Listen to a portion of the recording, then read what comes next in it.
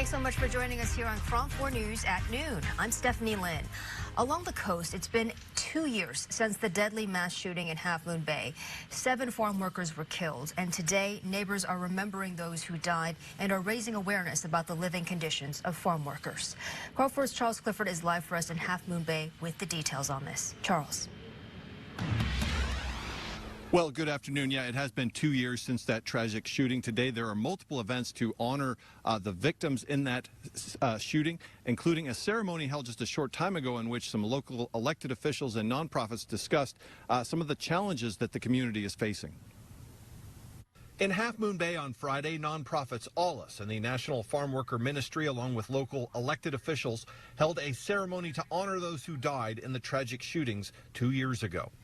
As we remember their lives, we honor them, we honor the work and what they contributed and continue to contribute in many ways to this community.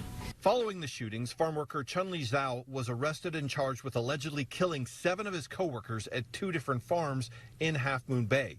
He has pled not guilty to 7 counts of first-degree murder and is currently in custody awaiting trial. In the wake of the shootings, a lot of attention was focused on the poor living conditions that many farm workers endure.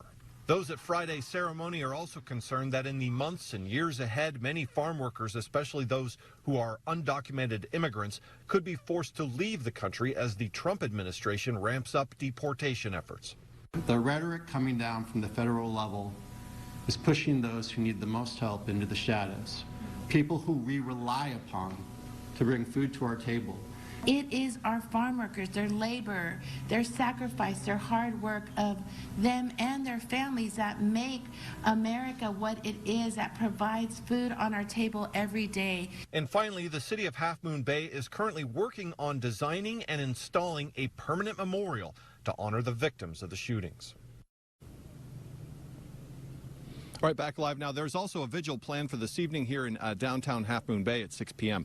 But for now, in Half Moon Bay, Charles Clifford, KRON 4 News. Charles, thank you so much.